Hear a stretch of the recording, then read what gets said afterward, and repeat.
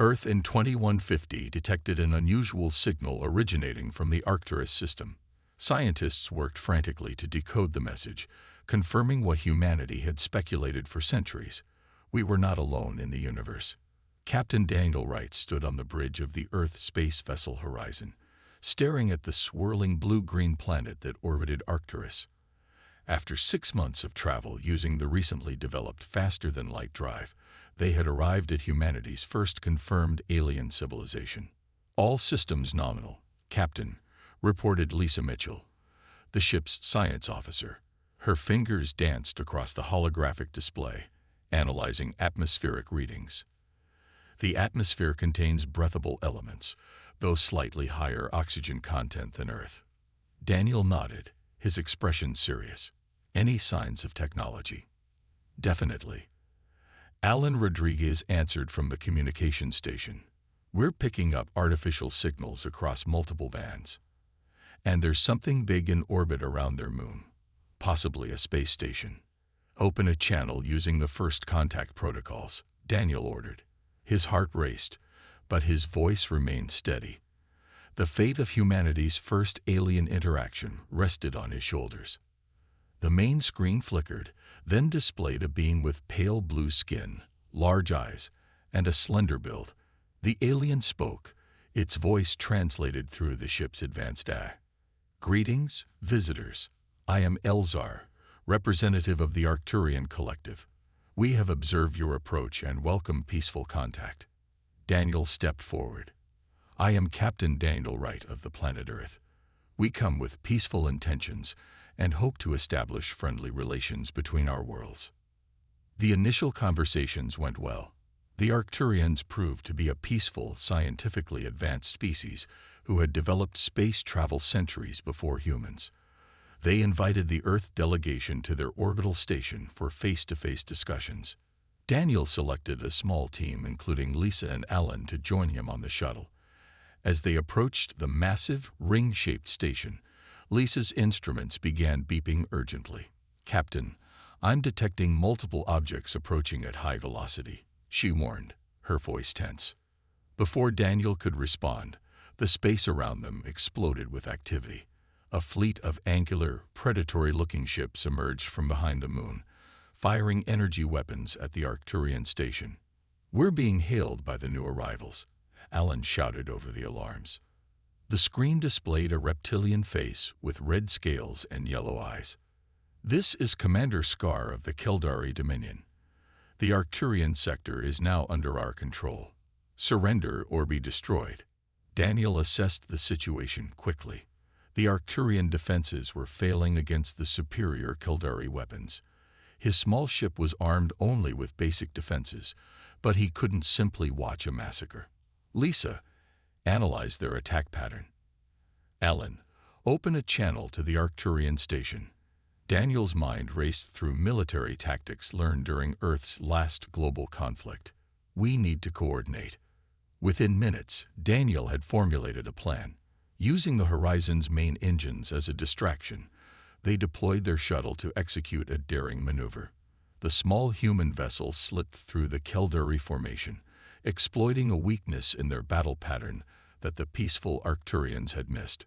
By linking their systems with the Arcturian defense grid and applying Earth's long history of warfare, they managed to disrupt the Keldari attack long enough for Arcturian reinforcements to arrive.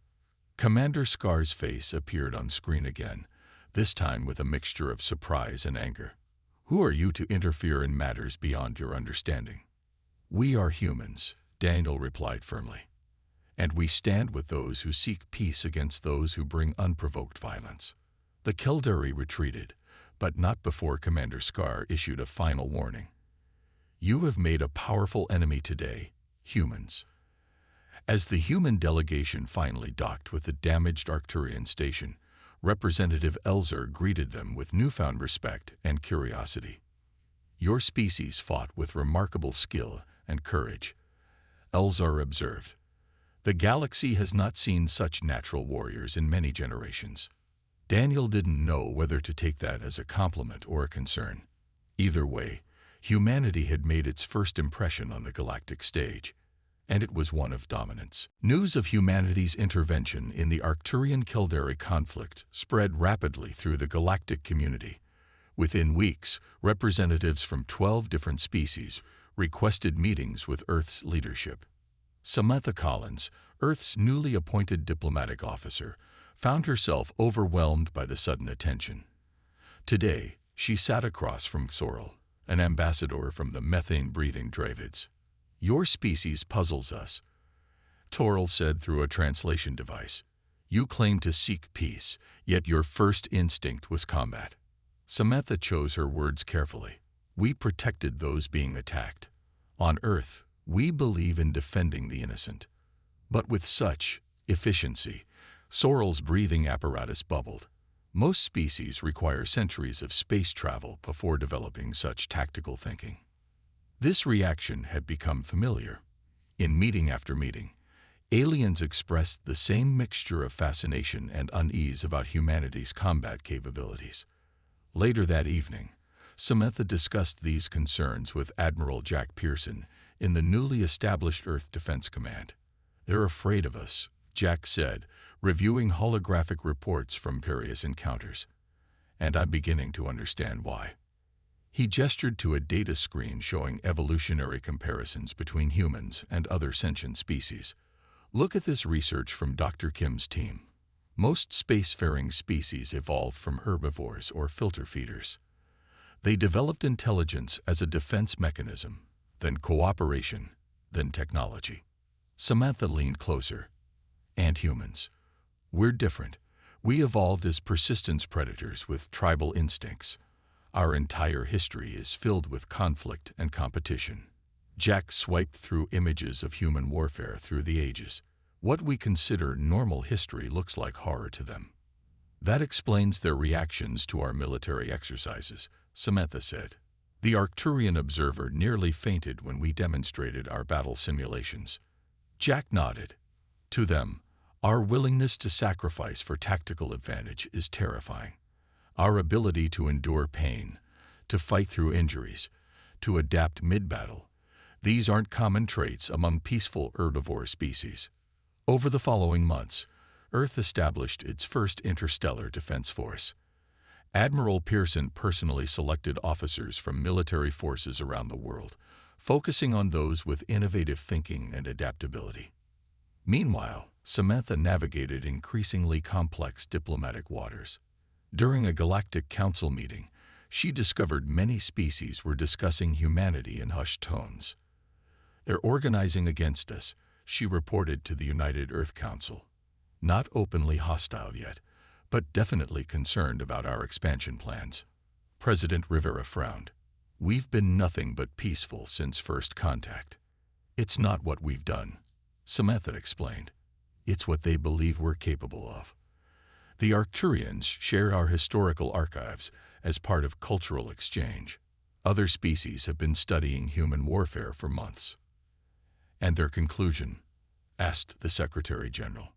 "That we're potentially the most dangerous species in the known galaxy, a predator among grazers." Samantha displayed intercepted communications between alien diplomats. "They're particularly disturbed by concepts like preemptive strike and total war. These aren't strategies that evolved naturally in their societies." Admiral Pearson spoke up. "We've just completed our assessment of galactic military capabilities. Despite their technological advantages, most species lack basic tactical doctrine. Their weapons are advanced, but their strategies are predictable." "So what do we do?" President Rivera asked. "Hide our nature to appear less threatening." Samantha shook her head. "Too late for that. But we can use it to our advantage. If they fear our potential for dominance, perhaps that fear can maintain peace better than any treaty." "A galactic deterrent," Pearson nodded approvingly. As the meeting concluded, reports arrived of a new coalition forming among several major species. Their stated goal: containing the human threat before it spread further into the galaxy. Humanity's unexpected prowess had changed the galactic political landscape forever. What had begun as peaceful first contact was evolving into something else entirely, a test of whether humanity would be accepted as equals or contained as predators. The Galactic Coalition announced its formation through a transmission broadcast to all known planets. 7 major species had united under one banner with a single purpose: containing humanity. Chief Negotiator Eric Johnson watched the message play on the large screen in Earth's United Council chamber.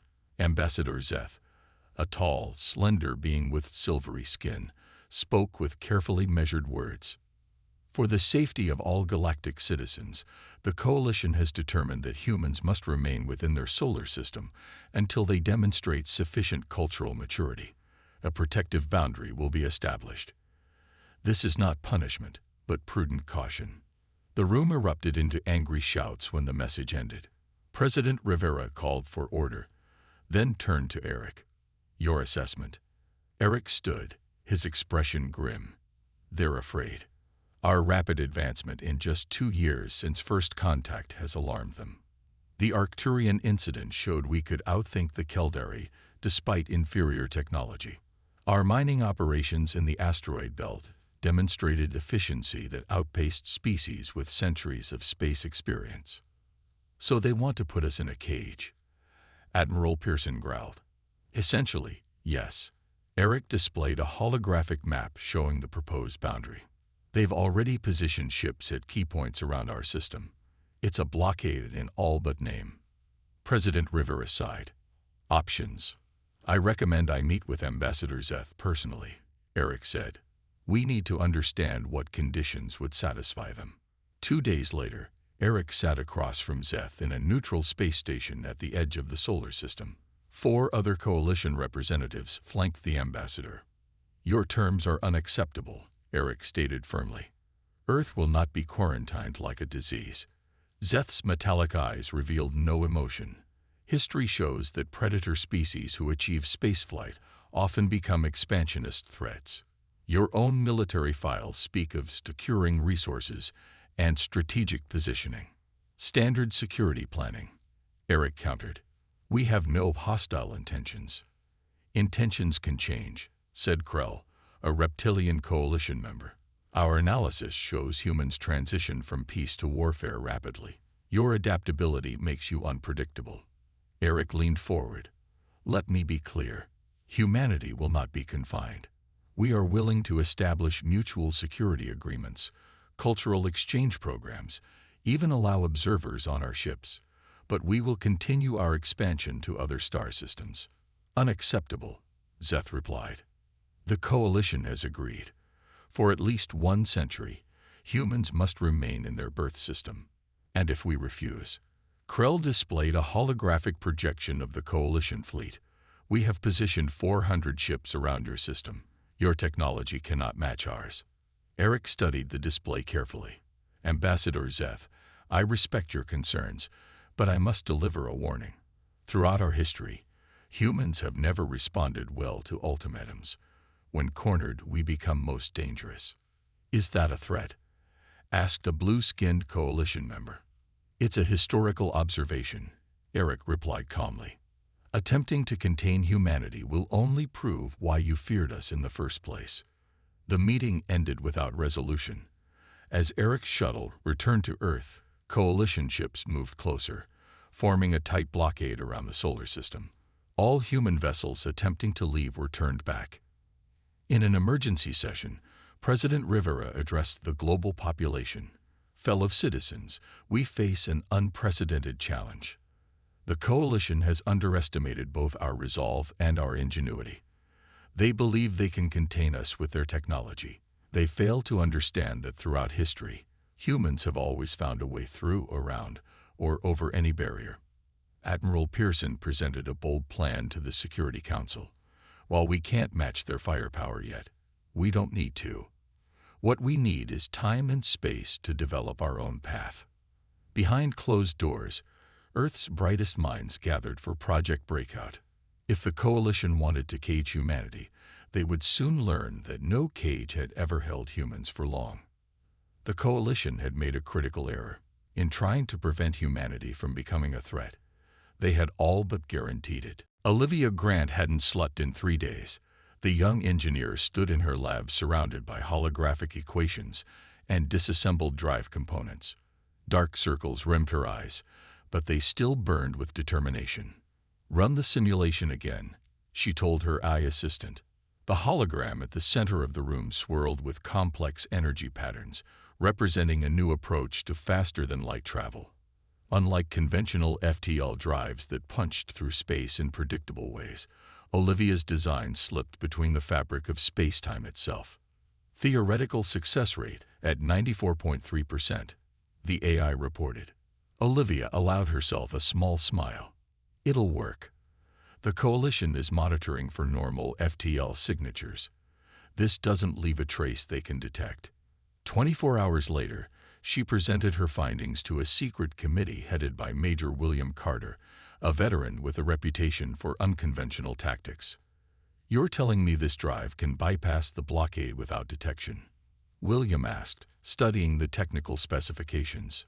"Better than that," Olivia replied. "It can reach stars twice as distant as our previous drives, and the Coalition won't even know we've left." William nodded slowly. "How soon can we build a prototype?" 3 months for a small scout ship, 6 for something that could carry colonists. The plan moved forward with absolute secrecy.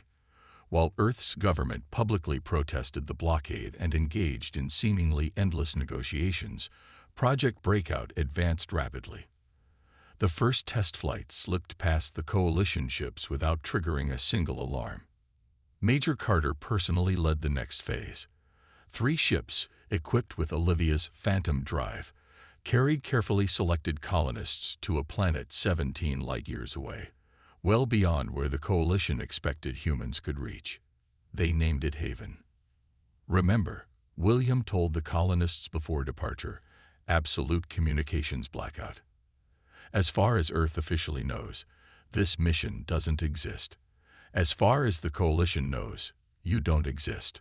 While the secret colony established itself, Intelligence Director Nicole Foster built another crucial component of Earth's response, a network of spies and informants throughout Coalition space. Nicole recruited humans with unique talents, those who could pass as traders, researchers, or maintenance workers on alien stations. Using miniaturized technology and careful planning, these operatives moved through Coalition space, gathering information and establishing safe houses. During a covert meeting on a neutral trading post, one of Nicole's agents, Jake Murray, made a discovery that changed everything. "The Coalition isn't what it seems," he reported through a secure channel. "I found evidence that they're being manipulated by another species, the Vardari." Nicole leaned forward. "Who are the Vardari?" "They're not one of the 7 Coalition members. They're older, much older. They appear to have been guiding galactic development for thousands of years, and they're particularly concerned about humanity." Nicole took this information directly to the Security Council. "The Vardari have been operating behind the scenes, positioning themselves as advisors to multiple species. Our intelligence suggests they've subtly guided the development of galactic civilization, possibly restricting certain technologies and encouraging others. And they see us as a threat to this control," President Rivera concluded. "Exactly. The blockade wasn't the Coalition's idea. It was Vardari policy, implemented through their influence." Over the next 6 months, Earth maintained its public stance of diplomatic protest, while secretly expanding its shadow operations. Haven Colony thrived, and 2 more colonies were established on resource-rich worlds. The Phantom drive technology was refined further, allowing more efficient travel beyond Coalition detection. Earth's leadership knew war was coming. The question wasn't if the Coalition would discover their activities, but when. In a secure facility beneath the Pacific Ocean, Admiral Pearson reviewed the latest intelligence with his command staff. "The Vardari don't understand what they've done," he said gravely. "By trying to contain us, they've forced us to develop in secret, without oversight or restraint." Military training centers around the world prepared Earth's forces for the coming conflict.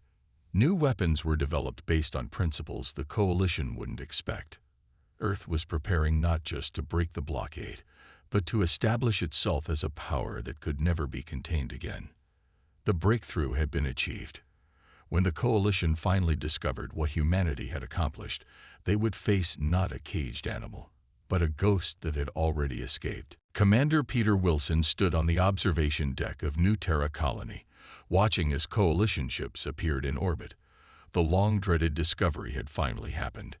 An automated coalition patrol had detected unusual energy signatures from the human settlement, and now a full battle group had arrived. "Status report," Peter demanded, his voice steady despite the gravity of the situation. 16 coalition vessels in high orbit, his second-in-command reported. "Standard Kildare attack formation. They're launching landing craft." Peter nodded. For 2 years, New Terra's 5,000 colonists had prepared for this moment. While officially a civilian mining colony, every adult had received military training.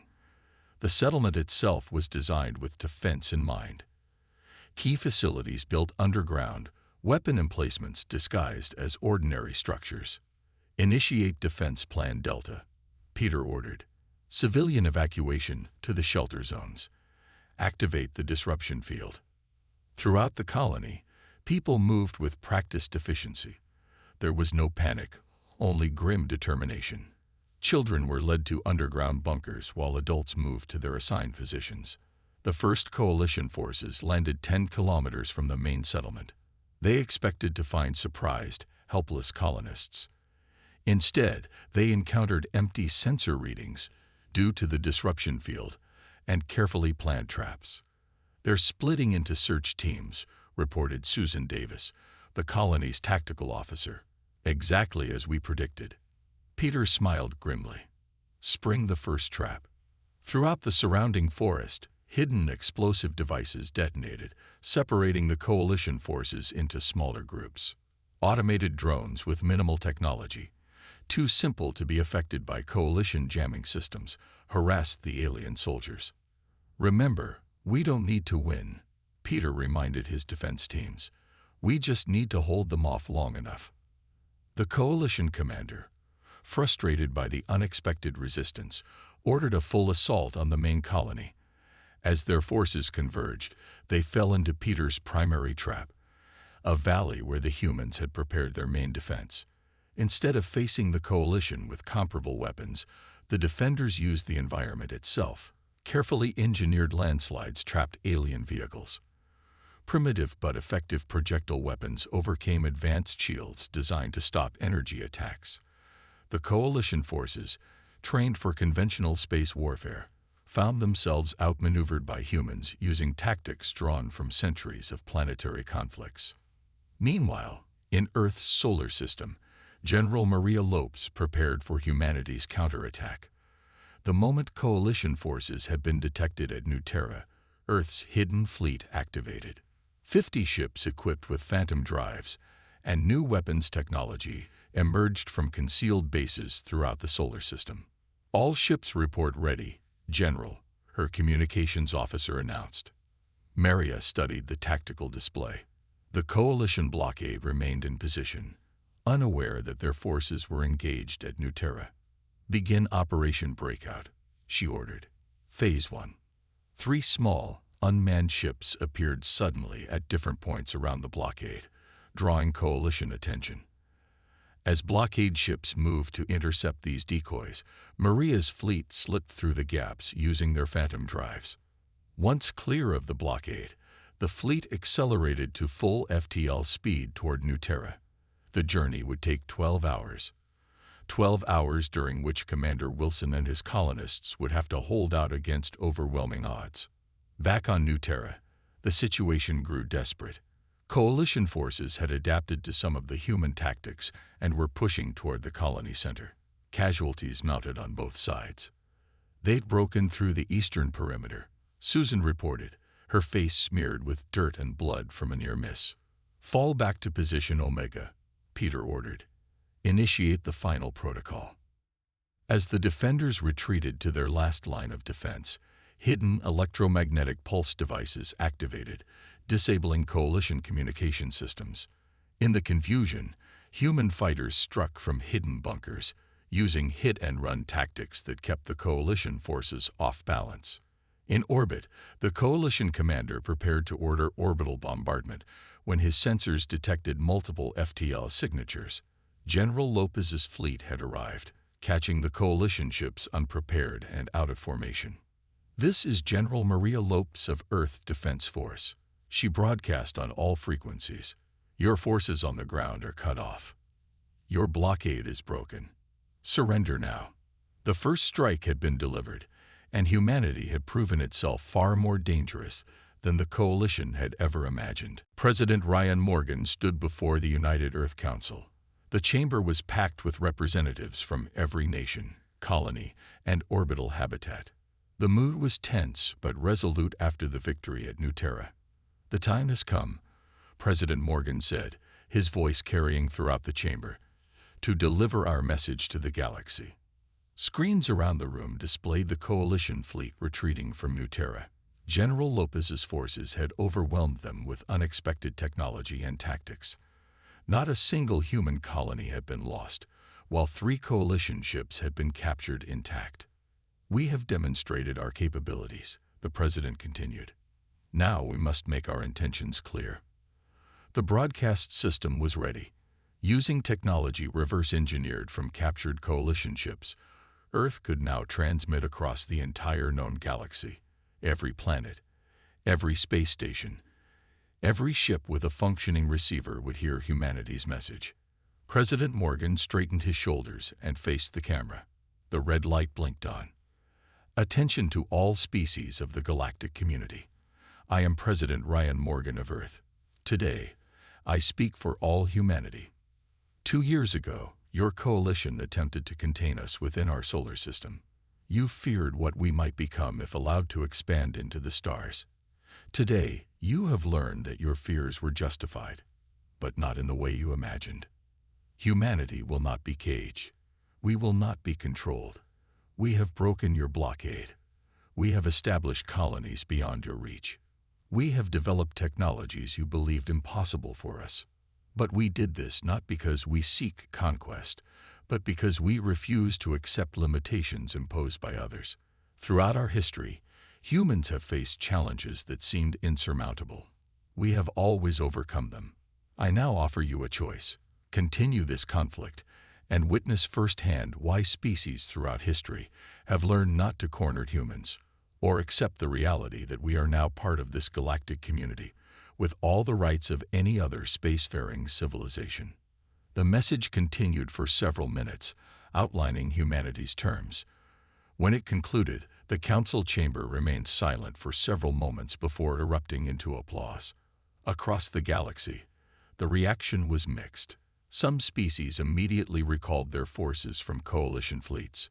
Others began urgent diplomatic overtures to Earth, but the Coalition leadership remained defiant. 3 days after the broadcast, diplomat Grace Chen met with representatives from 15 non-Coalition species. Some had maintained neutrality during the conflict. Others had quietly supported Earth despite the blockade. "Humanity appreciates your willingness to recognize our right to exist in this galaxy," Grace told them. She displayed holographic data showing Earth's rapid technological development. "We offer these advancements freely to our allies. Medical technology, agricultural improvements, energy efficiency systems, all available through fair exchange." The alien representatives were visibly impressed.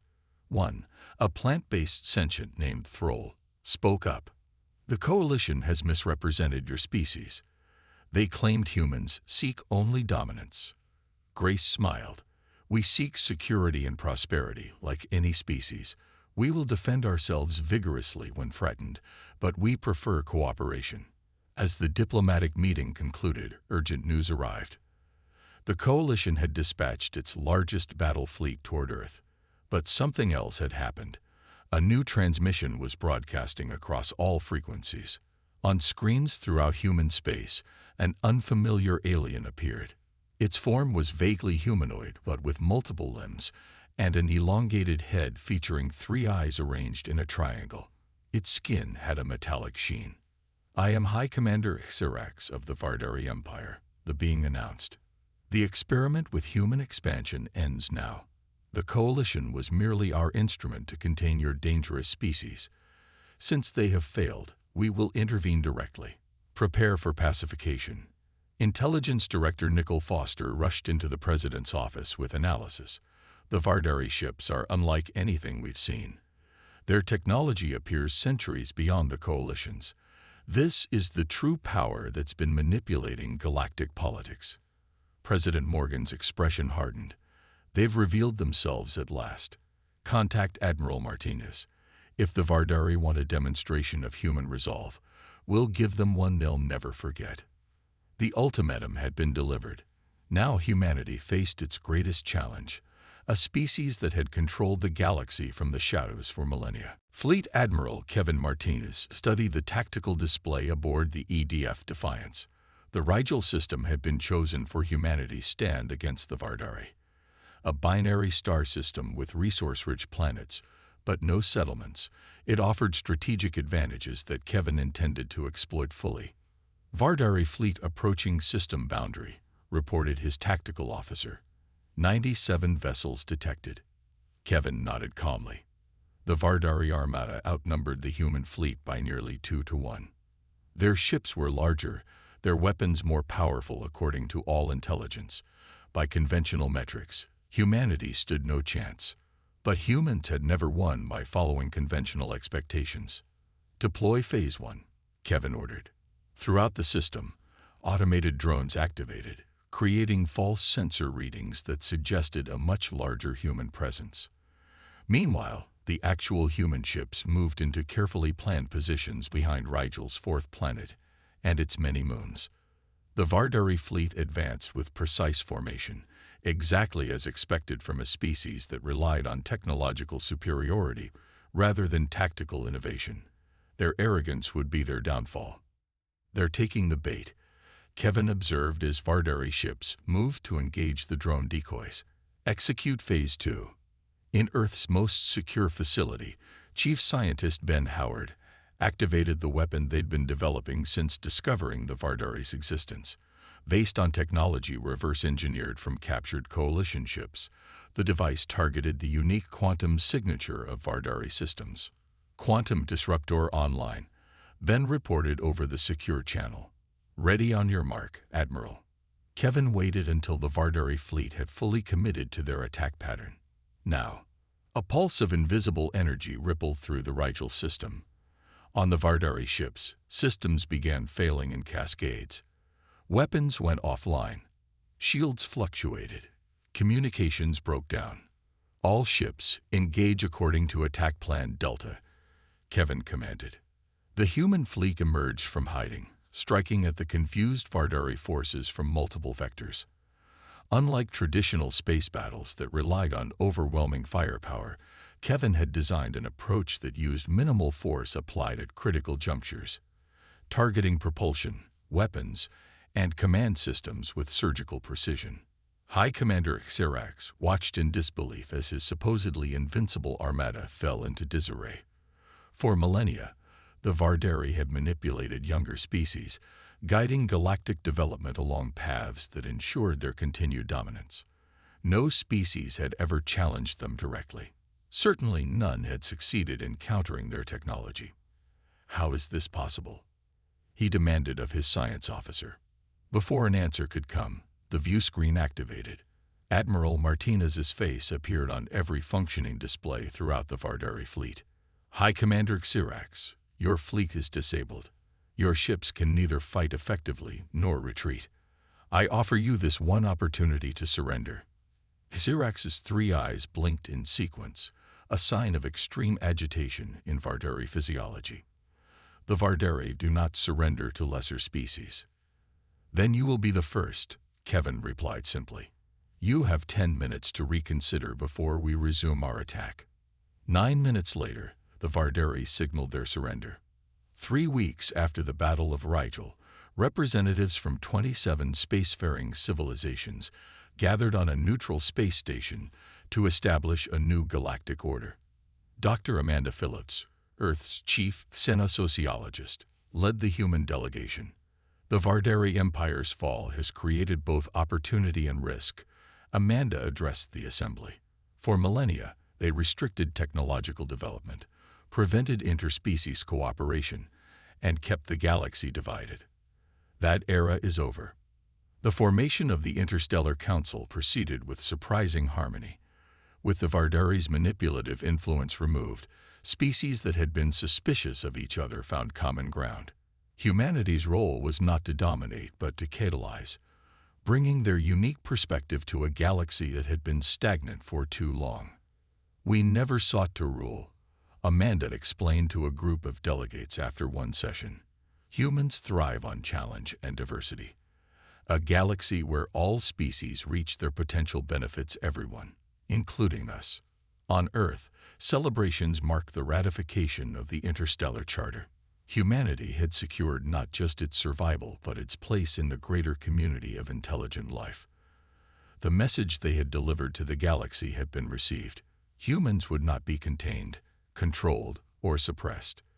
But neither would they conquer or destroy. 10 years after the formation of the Interstellar Council, humanity had spread across 50 star systems. The anniversary celebration took place on Unity Station, a massive structure orbiting a neutral star where representatives from all member species could meet in comfortable environments. Frank Cooper, once a junior officer during the Vardari conflict, now served as Earth's security coordinator. He walked through the grand hall where delegates mingled freely, marveling at how much had changed. "Quite different from our first contact days, isn't it?" said a voice beside him. Frank turned to see Dr. Ileana Reyes, who had taken over from Amanda Phillips as Earth's chief ambassador. "Sometimes I can hardly believe it," Frank admitted. "We went from being caged in our solar system to this." The hall buzzed with activity. Humans chatted with Arcturians about art exchange programs. Keldari, once enemies, now trained alongside human military cadets. Even a small group of Vardari representatives stood in one corner, their species humbled but gradually reintegrating into galactic society. "The real test begins today," Ileana said, checking the time. The Exploration Directive vote. They made their way to the council chamber where delegates from all member worlds took their seats. President Zoe Harris, Earth's newly elected leader, stepped to the podium. "Fellow council members," she began, 10 years ago, "our species joined together after centuries of separation and mistrust. Today we vote on humanity's proposal to explore beyond the known galaxy." The chamber grew quiet. The Exploration Directive was controversial. Since ancient times, galactic civilization had expanded slowly, cautiously. Humanity's proposal to send long-range ships beyond the galactic rim challenged this tradition. "Many of you fear what we might discover," President Harris continued. "Some worry that humanity's drive to explore will awaken threats better left undisturbed. These concerns are valid." She paused, looking around the chamber. "But consider this. For millennia under Vardari influence, fear controlled this galaxy's development. Fear of the unknown. Fear of change. This fear didn't create safety. It created stagnation." The Arcturian delegate stood. "Humanity brings valuable perspective, but your species often acts before considering all consequences." "True," President Harris acknowledged. "But we've learned to balance our natural curiosity with wisdom." The proposed exploration teams include members from all council species, combining human drive with your experience and caution. The debate continued for hours. Frank watched the shifting alliances with professional interest. Finally, the vote was called. The results appeared on the main display. 62% in favor. The Exploration Directive had passed. Later that evening, Frank stood on an observation deck watching ships arrive and depart from Unity Station. Ileana joined him, bringing 2 glasses of celebration wine. "To the future," she said, raising her glass. "To the unknown," Frank replied. As they gazed at the stars, an alert chimed on Frank's communicator. He checked the message and his expression changed. "What is it?" Ileana asked. "Deep Space Monitoring Station Outpost 7 just picked up something unusual. energy signatures unlike anything in our databases, coming from beyond the galactic boundary. The Vardari always claimed there was nothing out there, Eliana said. Frank's lips curled into a slight smile, which probably means they were afraid of whatever is there. They stood in silence, contemplating the vastness beyond the galaxy's edge. Humanity had secured its place among the stars, transformed interstellar politics, and now stood ready to face whatever lay beyond. Should we delay the exploration program? Eliana wondered. Frank shook his head. That's not who we are. Humanity didn't become a galactic power by retreating from challenges. The next morning, as news of the anomaly spread, applications for the first exploration mission doubled. Humans from every colony volunteered, joined by adventurous members of other species. The message humanity had delivered to the galaxy a decade earlier remained unchanged. They would not be contained by borders, whether imposed by other species or by the limits of current knowledge. The unknown was not something to fear but to embrace. As the first exploration vessels prepared for their journey, Frank watched from Unity Station's command center. Whatever waited beyond the galaxy's edge, whether friend, foe, or something beyond current understanding, humanity was ready. They had proven they could defend themselves if needed, but also that they could build alliances that made the galaxy stronger. The greatest adventure in galactic history was about to begin, and humanity would lead the way.